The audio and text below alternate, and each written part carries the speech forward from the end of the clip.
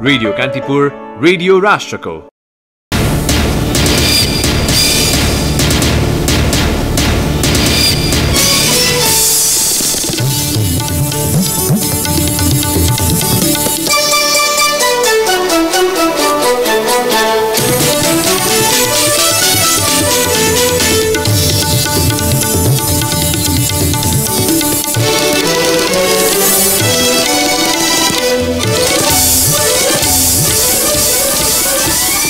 कोरोनाको संक्रमण विरुद्ध साझा रणनीति बनाउन सार्क आबद्ध मुलुकका सरकार तथा राष्ट्र प्रमुखहरूबीच भिडियो कन्फरेन्स जारी। कोरोना वितरण नदिन सरकारले प्रयास जारी राखेको प्रधानमन्त्री ओलीको भनाई। 14औं महाधिवेशन प्रक्रिया सुरु भएसँगै नेपाली कंग्रेसमा पुस्तान्तरणको मुद्दा फेरि बिउतियो। स्थापित हुनेमा भने युवा नेताहरू नै सशंकित।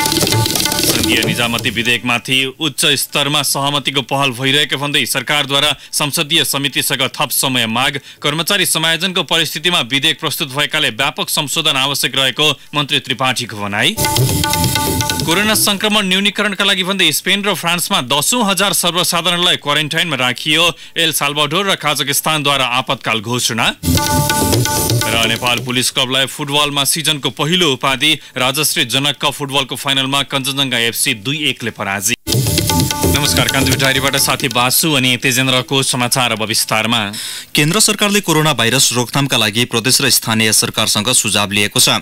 सिंहदरबारमा आज प्रदेशका प्रमुख, मुख्यमन्त्री तथा सामाजिक विकास मन्त्रीहरू तथा स्थानीय तहका प्रतिनिधिहरूलाई बोलाएर सरकारले प्रदेश र स्थानीय सरकारहरूको तयारीबारे जानकारी पनि लिएको हो। सिंहदरबारमा भएको छलफलमा 7वटै प्रदेशका प्रदेश प्रमुख, सामाजिक विकास मन्त्री र प्रदेश 1 बागमती प्रदेश, प्रदेश 5 कर्णाली र सुदूरपश्चिम प्रदेशका मुख्यमन्त्रीहरू सहभागी थिए। उपप्रधान तथा रक्षा मन्त्री ईश्वर पोखरेल नेतृत्वको कोरोना भाइरस रोकथाम तथा नियन्त्रण उच्चस्तरीय समन्वय समितिले प्रदेश र स्थानीय सरकारसँग सबै प्रदेशमा क्वारेन्टाइन बनाउने स्थान र त्यसको व्यवस्थापनबारे राय मागेको थियो।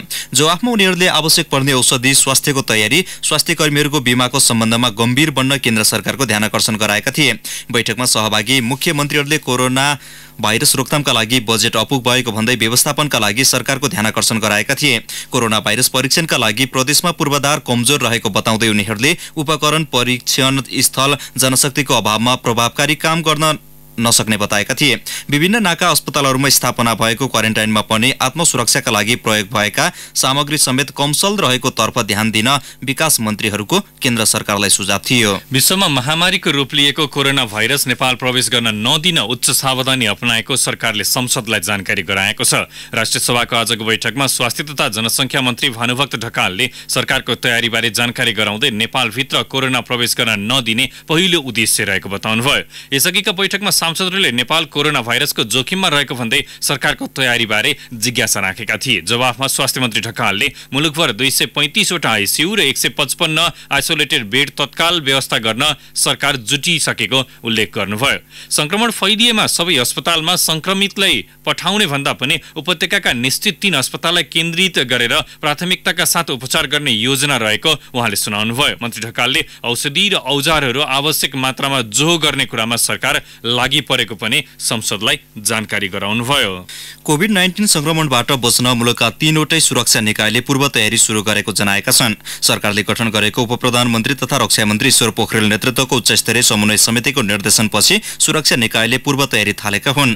तयारी स्वरूप नेपाली सेनाले पर्सि मंगलबार मातहतका अस्पताल र युनिटहरूबाट करिब 50 डाक्टरहरूलाई जंगी अड्डामा भेला गराएर बिरामीहरूलाई क्वारेन्टाइनमा राख्ने र आइसोलेसन वार्डहरू कसरी व्यवस्थित गर्ने विषयमा प्रशिक्षण दिन लागि छ। सेनाले काठमाडौँको छाउनी स्थित वीरेन्द्र सैनिक अस्पतालमा 10 तथा पोखरा, इटहरी र नेपालगञ्जका सैनिक अस्पतालहरूमा 2-2 वटा आइसोलेसन बेड यसअघि नै तयार गरिसकेको छ। नेपाल प्रहरीले समेत काठमाडौँको महाराजगञ्ज स्थित प्रहरी अस्पतालमा 4 वटा आइसोलेसन बेड निर्माण गरिसकेको छ।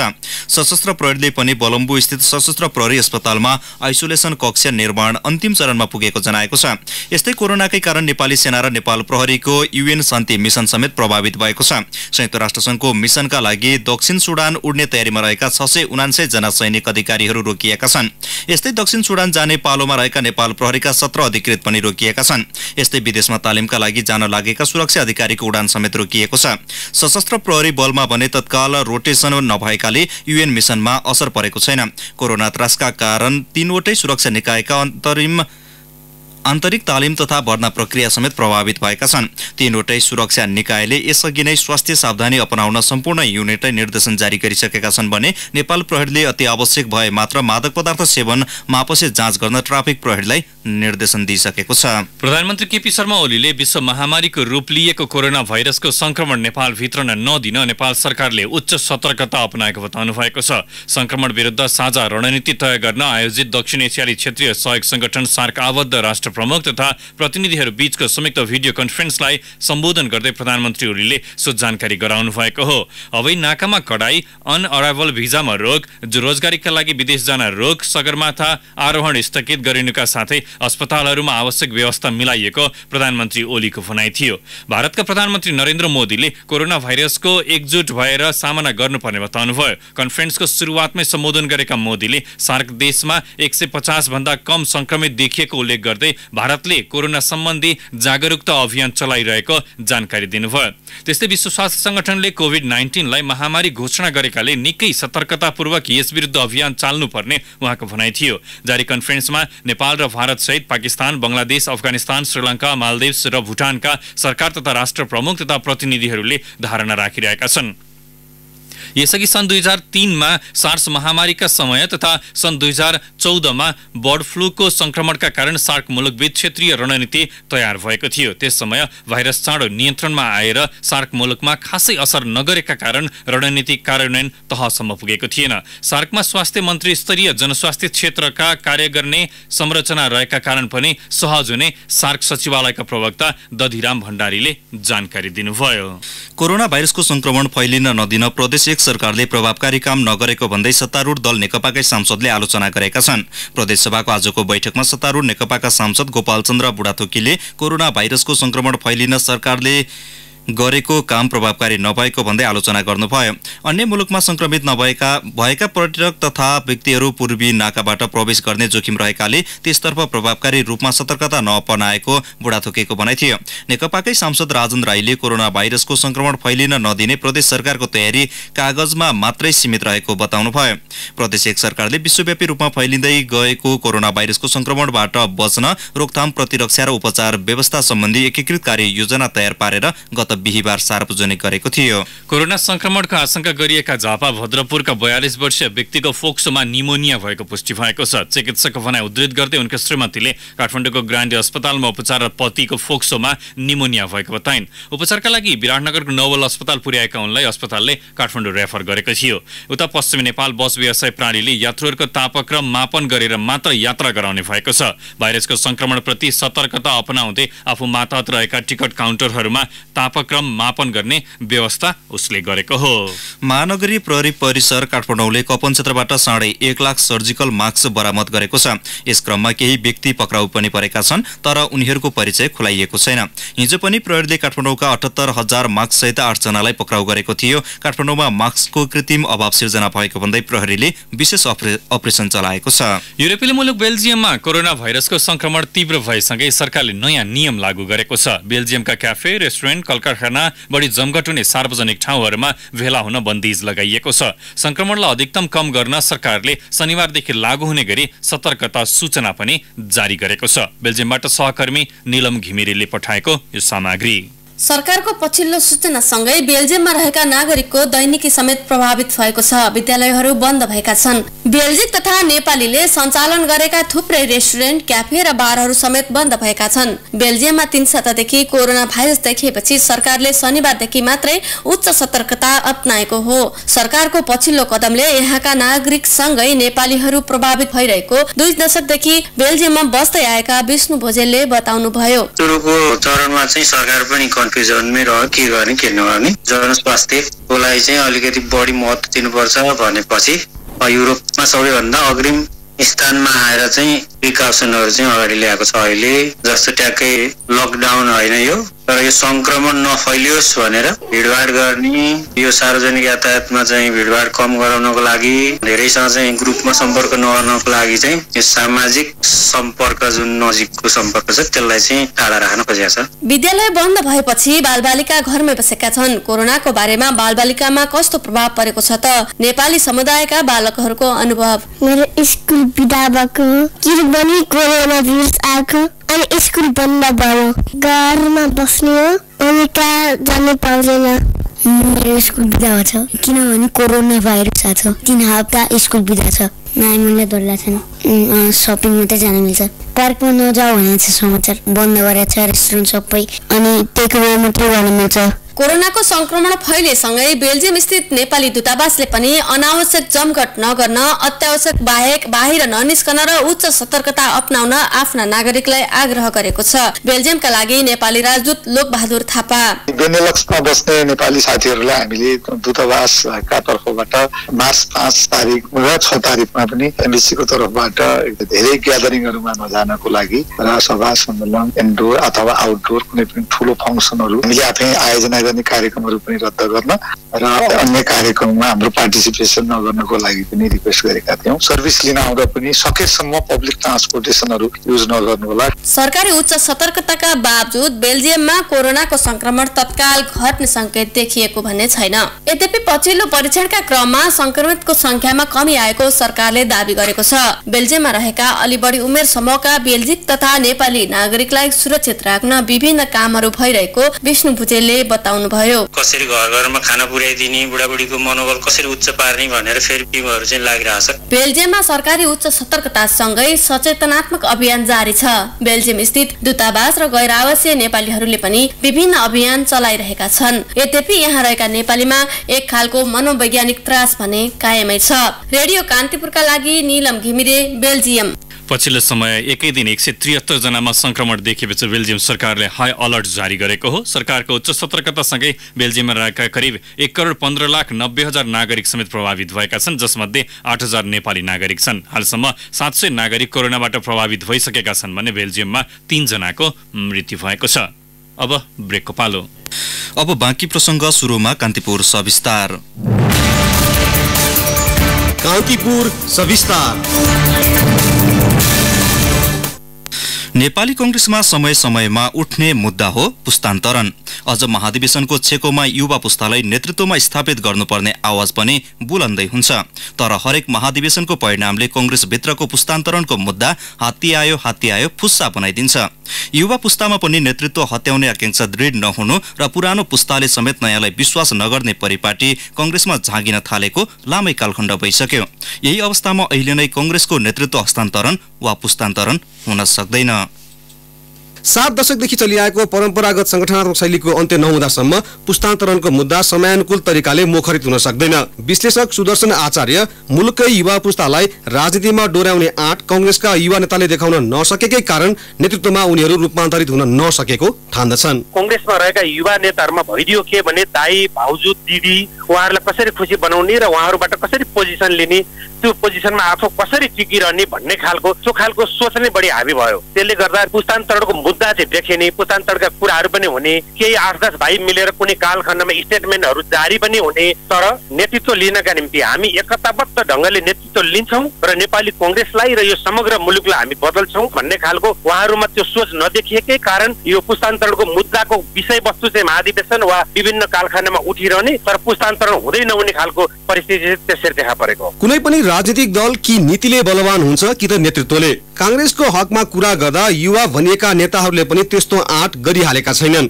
वा भनौं कांग्रेस वटवृक्षमा आँट र साहस नामक फल कहिले नलाग्ने अवस्था बन्न पुगेको छ। तर अघिल्लो महाधिवेशनमा महामन्त्रीमा उम्मेदवारी दिएका युवा नेता गगन थापा समयक्रमसँगै नेतृत्वको विकास र परिपक्वता हासिल हुने दावी गर्छन्। देशैभरि घुम्दै गर्दा के चाहिँ मैले पाएको छु भने पार्टीको केही कार्यकर्ता जसले अघिल्लो महाधिवेशनमा पार्टीको आफ्नो आन्तरिक कुरा, आफू कोसँग नजिक छ, आबद्ध छ, आफ्ना निजी कुराहरू हेरेर पार्टीको नेतृत्व छान्ने जुन उसले निर्णय गर्यो, यो पटक चाहिँ नेपाली कंग्रेस कस्तो संकटमा छ भन्ने कुरा उसले बुझेको हुनाले गर्दा मान्छे त्यही हो। तर अघिल्लो अधिवेशन भन्दा यो अधिवेशनको बेलामा उसले मत हाल्ने बेलामा उसका प्राथमिकताहरू चाहिँ बदलिन्छन्, किनकि उसले पार्टीमाथि आएको संकटलाई बुझेको छ भन्ने मलाई चाहिँ लाग्छ। पार्टीमा कुनै पनि तह र तबकामा आकांक्षा गर्नेहरू कुनै न कुनै गुटमा लागेकै हुन्छन्। अझ कार्यकर्ताले नेता छान्ने र मतदाता छान्ने काम नेताहरूले गर्ने कंग्रेस जस्तो पार्टीमा शीर्ष नेताहरू हावी हुने नै भए। युवा नेताहरू पनि एकांकी सोचबाट ग्रस्त भएको नेविसंघका पूर्व अध्यक्ष नयन सिंह महर बताउँछन्। गुटगत पृष्ठभूमि र गुटगत व्यवहार भन्दा एकजना युवाले पनि आफूलाई सबैको नेताका रूपमा स्थापित गराउन नसकेको सन्दर्भ भएका कारणले नयाँ लिडरसिपमा आउनका लागि त्यो गुटगत प्रभाव नै बाधक भइरहेको हो। व्यक्तिवादी चरित्र नभएर संस्थामा विश्वास राख्ने र संस्थागत चरित्र एउटा युवा समूहमा जानुपर्छ जो भए पनि हुन्छ भन्ने किसिमको नभएर एकाङ्की भएका कारणले समस्या आइरहेको। अहिलेकै सांगठनिक संरचनाबाट नयाँ नेतृत्वको उभार असम्भव ठान्छन् नेता गगन थापा। कसैलाई पनि मैले छोड्नुपर्छ भने कसैलाई लागेको छैन, बरु प्रत्येक नेतालाई उहाँहरूको अभिव्यक्ति सुन्दै गर्दा म भएन भने पार्टी डुब्छ, पार्टी डुब्यो भने देश डुब्छ, त्यसैले देशका लागि लोकतन्त्रका लागि मैले त लड्नै पर्छ भन्ने कुरा सबै नेताको अभिव्यक्ति सुन्दै गर्दा उहाँहरूको त्यही कुरा सुनिन्छ भन्दा कसैले पनि छाड्नेवाला हुनुहुन्न। पार्टीको सदस्यतामा धेरै ठुलो बदलाव त आएको छैन, त्यही नै हो। आखिर हामी त्यही नै पद्धतिमा छौँ, त्यसैले धेरै ठुलो बदलाव म देख्दिनँ। तर पछिल्लो समय मुलुकमै युवाको जनसङ्ख्या लोभलाग्दो गरी बढेको र त्यसको प्रतिबिम्ब राजनीतिक दलमा पनि पर्ने आशमा नेता महर छन्। समाजमा युवाहरूको उपस्थिति छ, त्यो उपस्थिति पार्टीहरूमा पनि देखाउन सकिन्छ र हामी जबरजस्त लिडरसिपमा स्थापित हुन सक्छौँ। तर त्यसका लागि हाम्रा व्यक्तिगत र एकाङ्की चरित्र चाहिँ हट्नु जरुरी छ। कंग्रेसमा पछिल्लो समय नेतृत्वको आकांक्षा गर्नेहरू इतिहासको कालखण्डमा कुनै न कुनै रूपमा परीक्षण भइसकेका व्यक्तिहरू हुन्, तर उनीहरू युवा पुस्ताको आकांक्षाको दरिलो धक्कापछि मात्रै नेतृत्व त्याग्ने मनस्थितिमा छन्। नेतृत्वको आकांक्षालाई आफू अनुकूलको व्याख्या र विश्लेषण गर्ने परिपाटीको अन्त्य नभएसम्म पार्टीमा कुनै असर नपर्ने ठान्छन् नेता थापा। राजनीतिक पार्टीको सभापति अथवा अध्यक्षको लागि पार्टीभित्र चुनाव हुन्छ, हारे भने उसले छोड्छ। पार्टीको नेतृत्व लिइसके पछाडि आम चुनावमा जान्छ, हारे भने छोड्छ, फर्केर आउँदैन। त्यसरी हेऱ्यौँ भने नेपालमा अहिले नेपाली कांग्रेसभित्र हामीले जसलाई शीर्ष नेता भनेर बिहानदेखि बेलुकासम्म भन्छौँ, नेकपाभित्र भन्छौँ, एकजना पनि नेता नेपालको राजनीतिक सिनेरीमा रहनुहुन्न रहेछ। किनकि उहाँहरू कि पार्टीको आन्तरिक चुनाव हारिसक्नु भयो कि उहाँहरूको नेतृत्वमा उहाँको पार्टी देशको चुनाव हारिसक्यो। अब तर कसैले पनि छाड्नु भएन। कांग्रेसको दाबी मान्ने हो भने मुलुकको लोकतन्त्र र उसको पृष्ठभूमि एक अर्काका पर्याय हुन्, तर त्यही लोकतन्त्रभित्र समयको माग र कार्यकर्ताको चाहना अनुसारको नेतृत्व फुल्ने र फक्रने वातावरण छैन। गणेश प्रदक्षिणा गरेर नेतृत्वमा पुग्ने चाहना राख्ने युवा जमात र ब्रह्मनालसम्मै नेतृत्वमै बसिराख्ने शीर्ष नेताको चाहनामा परिवर्तन नआएसम्म कांग्रेसभित्रको आन्तरिक लोकतन्त्र सुदृढ हुने छाँट छैन। रेडियो कान्तिपुरका लागि पवन आचार्य, काठमाडौँ। कान्तिपुर सविस्तार।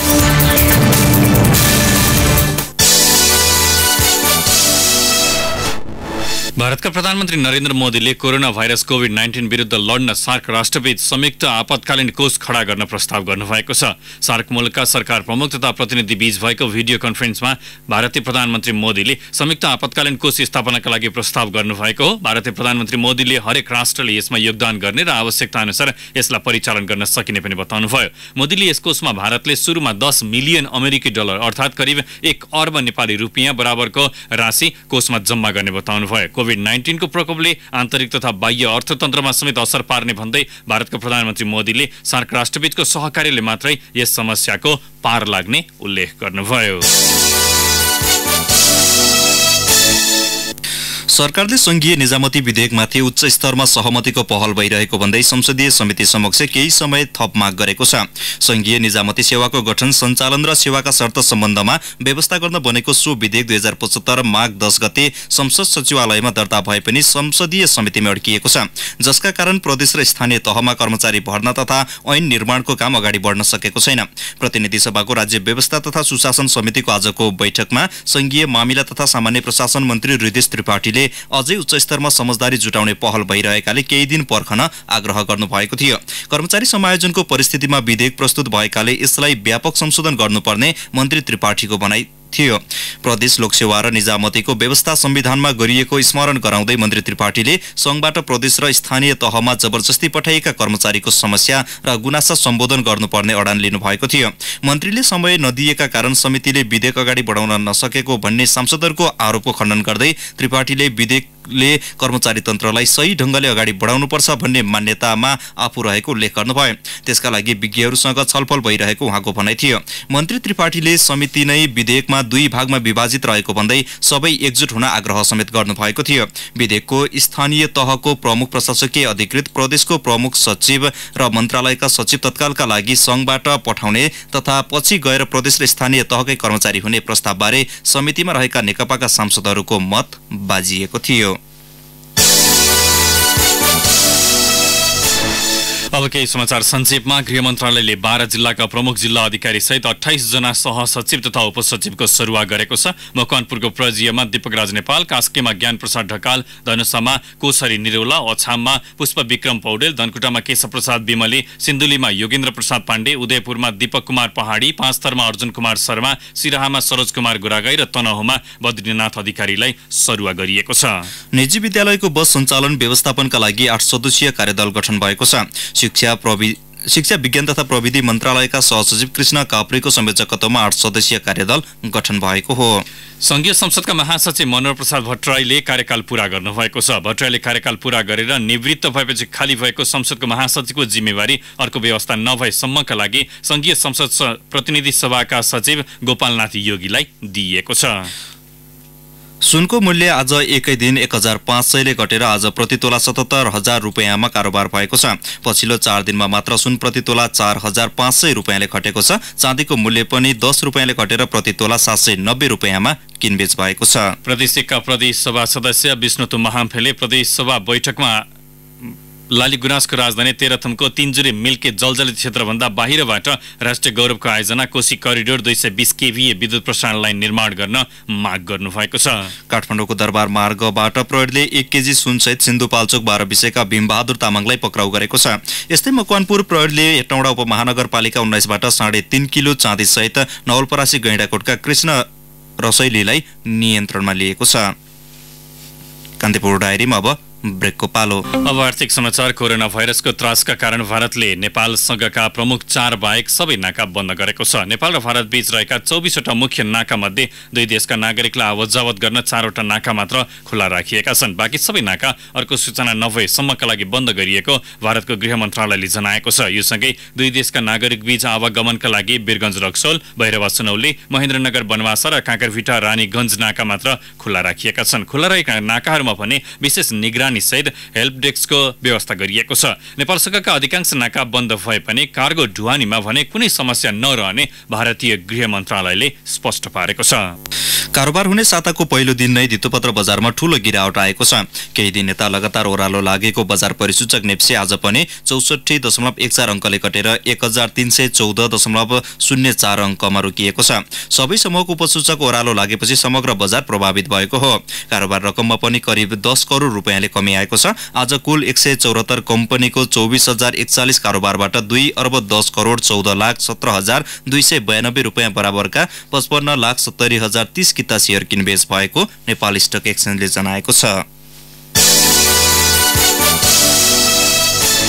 अब अन्तर्राष्ट्रिय समाचार। कोरोना भाइरसको संक्रमण न्यूनीकरणका लागि भन्दै स्पेन र फ्रान्सले 10,000 सर्वसाधारणलाई क्वारेन्टाइनमा राखेका छन्। उनीहरूको दैनिक जीवनमाथि नै नयाँ किसिमको प्रतिबन्ध घोषणा गरिएको छ। स्पेनले जनतालाई अत्यावश्यक वस्तु, औषधि खरिद र कामका लागि बाहेक बाहिर ननिस्कन भनेको छ। स्पेनमा हालसम्म संक्रमणका कारण 191 जनाको मृत्यु भएको छ। स्पेनका प्रधानमन्त्री पेद्रो सन्चेजकी पत्नीलाई संक्रमण भएको छ, जसका कारण प्रधानमन्त्री दम्पति नै आइसोलेसनमा बसेका छन्। फ्रान्समा 91 जनाको मृत्यु भएको छ। फ्रान्समा रेस्टुरेन्ट, सिनेमा हल, पसल सबै बन्द गरिएका छन्। सबैभन्दा बढी प्रभावित इटलीमा 1440 जनाको कोरोना भाइरसका कारण मृत्यु भएको छ। संक्रमितको संख्या तीव्र रूपमा बढेपछि फिलिपिन्सले पनि मनिलालाई सील गरेको छ। संक्रमणको जोखिम थप बढ्ने भन्दै यसअघि युरोपका अधिकांश मुलुकका नागरिकमाथि यात्रा प्रतिबन्ध लगाएको अमेरिकाले बेलायत र आयरल्यान्डमाथि समेत प्रतिबन्ध लगाउने निर्णय गरेको छ। एल साल्भाडोर र कजाकिस्तानले आपतकाल घोषणा गरेका छन्। अस्ट्रेलियाका प्रधानमन्त्री स्कट मरिसनले आफ्नो मुलुक प्रवेश गर्ने जो कोहीलाई 14 दिन सेल्फ आइसोलेसनमा बस्न निर्देशन दिनुभएको छ। यस्तै हात नमिलाउने लगायत कार्य गरी सामाजिक दूरी समेत कायम राख्न सर्वसाधारणले उहाँले अपील गर्नुभएको छ।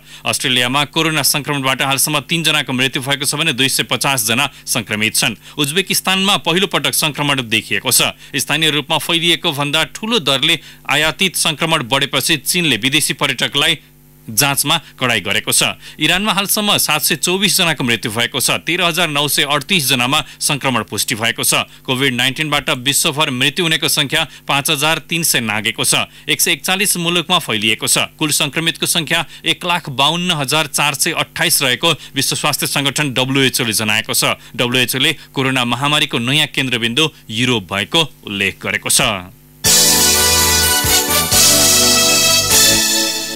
अब खेल प्रसङ्ग चौथो संस्करणको राजर्षि जनक कप फुटबल प्रतियोगिताको उपाधि नेपाल पुलिस क्लबले जितेको छ। सर्लाहीको बागमती नगरपालिका स्थित स्थानीय खेल मैदानमा आज भएको फाइनलमा भारत सिलगुडीको कञ्चनजङ्घा एफसीलाई 2-1 गोल अन्तरमा पराजित गरी पुलिसले यो सिजनको पहिलो उपाधि उचालेको हो। मनाङ मर्स्याङदीसँग पराजित हुँदै आहारा गोल्ड कपको उपविजेतामा सीमित भएको पुलिसले सर्लाहीमा भने बाजी मारेको हो। पुलिसको जितमा खेलको पहिलो मिनेटमा तीर्थ राणा र 12औं मिनेटमा जुमानो राईले गोल गरे। कञ्चनजङ्घाका लागि 19औं मिनेटमा अमीर लामाले सान्तवना गोल फर्काएका थिए। उपाधिसँगै पुलिसले 10 लाख रुपैयाँ हात पार्दा उपविजेतामा सीमित भएको कञ्चनजङ्घाले 5 लाख रुपैयाँमा चित्त बुझाएको छ। हवस्, त्यसका साथै कान्तिपुर डायरी अहिलेलाई यहीँ सकिन्छ। बासु र तेजेन्द्र बिदा हुन्छौँ। नमस्कार। सूचना र मनोरञ्जनको सम्वाहक रेडियो राष्ट्रको रेडियो कान्तिपुर।